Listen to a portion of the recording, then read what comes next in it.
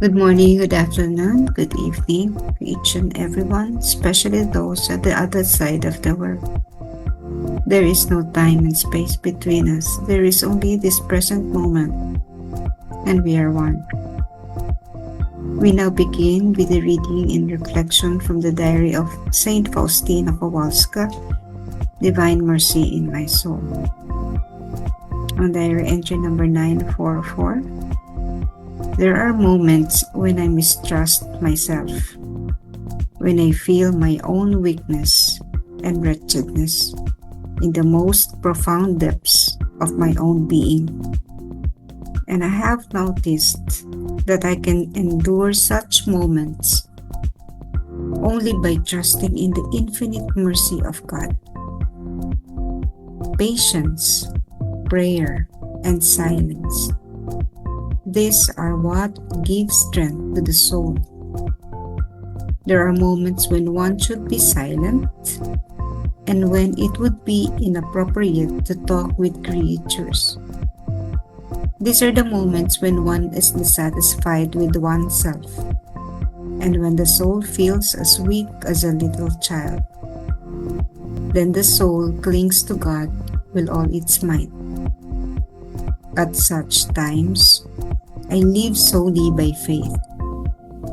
And when I feel strengthened by God's grace, then I am more courageous in speaking and communicating with my neighbors. May mga sandaling nawawalan ako ng tiwala sa aking sarili. Kapag nararamdaman ko ang sarili kong kahinaan at karukhaan sa pinakaibuturan ng aking pagkatao.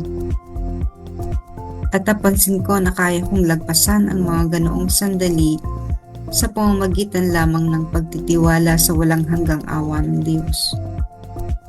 Pasensya, panalangin, pananahimik.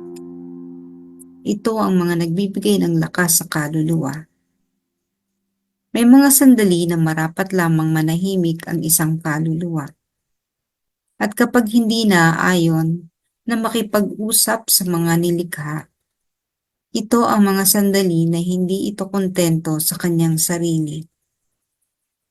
At kapag ang kaluluwa ay nakadama ng panghihina tulad ng isang pasli, at ang kaluluwa ay kakapit sa Diyos ng buong higpit. Sa mga ganitong pagkakataon, nabubuhay lamang ako sa pananampalataya. At kapag naramdaman ko na pinalakas ako ng grasya ng Diyos, nagiging mas matapang na ako na magsalita at makipagtalastasan sa aking kapwa. There are moments when we trust ourselves. Ganon din tayo, no? Marami tayong, hindi lang konti, no? Palagay ko, napakarami nating mga pagkakataon na nawalan tayo ng tiwala sa ating mismong sarili. Hindi na sa Diyos no? Sa sarili mismo. Iba kasi yung usapin ng pagtitiwala sa Diyos at pagtitiwala sa sarili. Yung kawalan natin ng tiwala sa sarili natin kapag marami tayong mga failures, mga kabiguan sa buhay. Natatakot na tayong sumuong sa mga pagsubok. Kasi bumagsak na tayo, hindi na tayo pumasa doon sa pagsubok na yun. Kaya pinanghihinaan na tayo ng loob. Lalo na kung sunod-sunod yung failures, talagang sasabihin mo sa sarili mo, ayaw mo na, no? Alam niyo ba na when we are taking the path, mapapansin nyo, no? Kapag seryoso lang, no? Pag seryoso ka lang naman na talagang naglalakbay sa daan patungo sa kabanalan. Alam niyo po, dito lalabas lahat ng ating mga kahinaan, sakit, mga pagsubok, lalabas po talaga siya automatically. And one spiritual person, highly spiritual person told me, sabi niya, ganyan talaga ang magaganap dahil pinabibilis ng Diyos yung pagbabayad mo ng utang. Kasi kailangan tayong malinis, di ba? Kailangan ng cleansing process, purging process. Kapag alalay lang, no, kumbaga yung easy-easy lang ang mga pagdaraanan mo, matatagalan.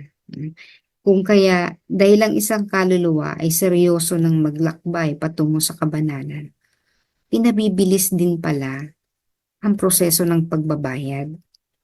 Kung kaya dyan yung mapapansin mo, bakit kung kailan ako naman Lord nagbabait, kung kailan naman ako Lord na sumumpa na binibigay ko na sa iyo ang sarili ko. Bakit Lord ganito, no? Sa una, di ba, ang sarap ng pakiramdam. You feel so blessed, no? Sa una. Kaya ka nga nakumbinsi na ah, pumasok dun sa daan patungo sa kaluwalhatian, sa kabanalan. Ano? Kasi mo pagkatapos pala nun, parang alam niyo yung sinasabing beginner's luck. Parang papadamahin ka lang, no? Makakaramdam ka, makakaranas ka ng tagumpay, no? Parang yung beginner's luck, no? Sa isang sugal. Dama-dama lang, no? Nananalo ka, maya-maya, ubos na. Yung pinanalunan mo, pati yung puhunan mo sa sugal, ubos na rin. So, ganun din sa spiritual path. When you take upon the path seriously, everything will go faster so that we will be completely cleansed. If not complete, no, at least, no, konti na lang yung babayaran mo. Kaya mo nang along the way ay mabayaran. So that is the purpose. Kaya if you feel, ba't sumulpot kayo yung sakit na yun? Kasi, kailangan mo nang lagpasan yan para maging malinis ka na. Harap ka na sa Diyos eh. Maaari rin kasing it is already a calling back to the Father. No? Yung mamamatay ka na. No? Kailangan mo nang gawin. Ngayon ka palang nag-decide sa buhay mo na magpakaayos, na sumunod sa kalooban ng Diyos. No? Kaya, ikukunti na lang natitira mong buhay. Tapos ngayon ka pa nagkaganito, ngayon ka pa nagkasakit, ngayon pa nagsunod-sunod ang mga pagsubok mo. Well, that is a sign, no? Isang sign, senyales, that the Lord would like us to be clean, malinis na malinis pagharap sa Kanya. No? Kung hindi pa man natin oras, kung meron pa tayong natitirang misyon, may ilang mga taon pa tayo na magtatagal pa tayo sa mundo, papabilisin pa rin ang cleansing process. Why? Ang hirap po na maging isa kang tapat na kawani sa ubasan kapag marumi. So, even if you still have so many years left, you will have to be clean. Kasi kung marumi ka, hindi ka magkakaroon ng liwanag. You will never be able to emit that light na kailangan mo. Mapapansin mo, nagsusumikap ka naman, babago ka naman. Pero, bakit hindi ka maka-attract ng mga souls? No? Sapagkat kulang ang liwanag mo. Kahit nakikita mo na ginagawang mo yung sinasabi ni Lord, pero kulang po ang liwanag kasi marami ka pang dala-dala sa iyong kaluluwa na nakapagpadumi dito na kailangan tanggal. So, what gives strength? Sabi ni Faustina, patience, prayer, pangatlo, silence. Patience, prayer, silence. These are what gives strength to the soul. There are moments when one should be silent. Marami yan. Yung tungkol sa silence, ang daming mga entry sa diary about silence and the power of silence. So, in the face of struggles, halimbawa, humaharap ka sa pagsubok sa buhay mo, may sakit ka, the best way to heal that disease para maging malinis ang kaluluwa, pati ang katawang lupa, is silence. Go into deeper prayers.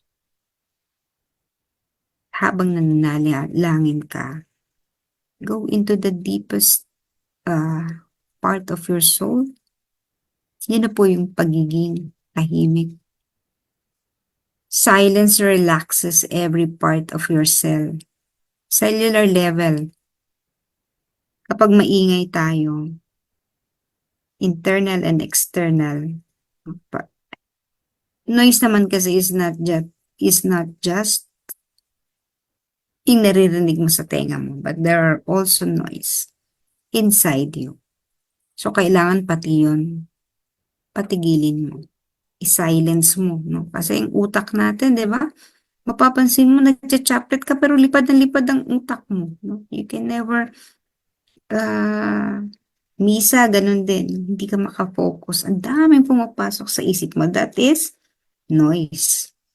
And that too has to be silenced. So, napaka-importante yung marunong tayong manalangin at manahimik.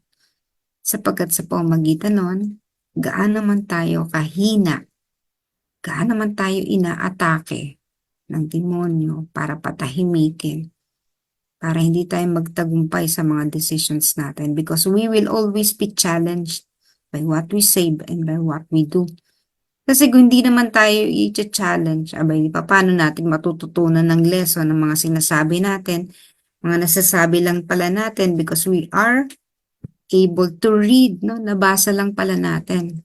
But that would not be enough. Kahit mabasa niyo yung diary, sinabi ganito, ma-share mo, pag sinabi mo pa rin, wala pa rin siyang liwanag. Hindi, tingin mo, your intellect, no? Yung utak mo, yung talino mo sinasabi ganito about the diary. Pero kahit anong galing mo at ginamit mo lang ang utak mo, wala ring masyadong liwanag. So, kailangan talaga magkaroon ng liwanag. Yung liwanag na yun, mag-i-emit lang yan ng light kapag malinis yung kaluluwa natin. So that when we speak, yung words mismo na sasabihin natin. Example, the words love. Sinambit ko. Ikaw, sinambit mo rin yung love. Yung isang tao sa kalsada, sinambit din ang love. Yung isang ordinaryong couple, sinambit lang ang love. Pare-parehong salita. Di ba ho? Pare-pareho lang yan na salita. Pare-parehong spelling. Pero, iba ang dinadalang liwanag. Depende sa nagsasalita. Because you and your words are one. Kung ano ang inuusal mo, kahit pareho sa sinabi ng kapitbahay mo, may mas power. Mapapansin mo, may mas nagsasabi na powerful ito. Same words, no? Same word of love. Just the word love. I love you. Kahit ganun lang, no? Yung isa, sinabi niya, walang laman, lalo na yung kung sinabi lang, wala naman talagang feeling. Yung isa, sinabi, I love you, totoo naman, no? Pero ang love niya is limited to the love of the self. Yung isa sinabing, I love you, limited lang to the love he feels physically for that person. Yung isa sinabi pa rin, I love you, but that love has been limited to the love for the family, not for the love outside of the family. So, iba't iba ang degree ng liwanag ng mga salita. That is the reason why, kahit nabasahin natin ang diary, I remember one person saying, I have read the diary thrice. Ayan, problema. Binasa lang ang diary 3 beses. Just reading it. Bakit hindi makita yung liwanag sa salita? Kasi nga, kulang pa sa cleansing process. All of us need to undergo certain cleansing process to be able to emit light para makapagbuga tayo ng liwanag at makatransform ng mga kaluluwa. Another thing, kung nagagawa mo na yon, silence and prayer. Meron pang isa, sabi niya, yung patience, no? Konting tiyaga. Iba-iba ang level ng ating mga kapatid. Meron nagsisimula palang gumapang, merong nakakatayo at nakakalakad. Definitely, you will have to face each of them and you will have to be patient to each of them. Kung ikaw nakakaabante ka na 'no, halimbawa, parang ganito 'no, 'pag nagtuturo tayo sa isang bata, ba't ba hindi mo makuha-kuha? Balikan mo yung sarili mo nung gano'ng edad ka, hindi mo rin makuha-kuha. Sapagkat ang utak mo, gano'n pa lang ang level. Eh, nung lumaki ka na siyempre naiintindihan mo na yung mga bagay na yun na pinag-aaralan. Kaya we have to be patient to those behind us. Then another thing, kapag hinang-hina ka na, the only, aside from the three, no, na katangian na sabi ni Faustina, kapag hinang-hina ka na, yung kinakabigan mo na lang, no, pananampalataya. And so, you also have to strengthen your faith. Again, faith is given by virtue of baptism. When we were baptized, God instantly built this, instantly planted this in our consciousness at every level, at every cell, and at every part of our DNA. Mas masalimuot, DNA level. Nandyan yung faith. Pero dahil yan itinanim parang isang buto, tinanim mo, pag hindi mo yan inaruga, hindi yan lalaki. And so, again, faith has to be nurtured. Kailangan alagaan at palaguin sapagkat magagamit natin ang faith na yan lalo na sa panahon ng taghirap, sa panahon na ang dami nating pagsubok. Kakapit ka na lang talaga sa Diyos. At yung pagkapit mo sa Diyos, nangangailangan ng pananampalataya.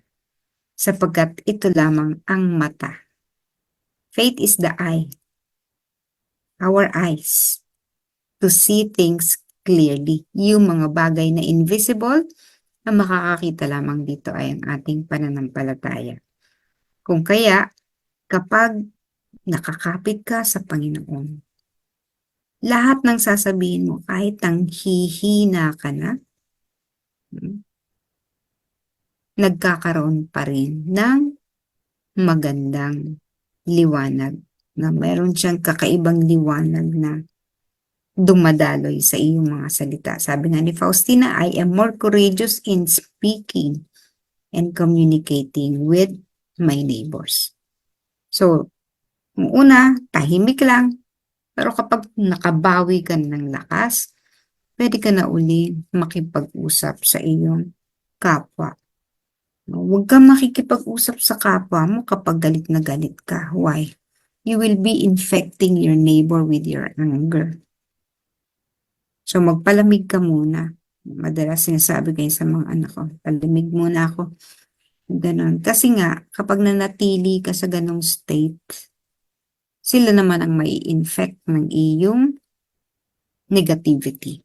So make sure, after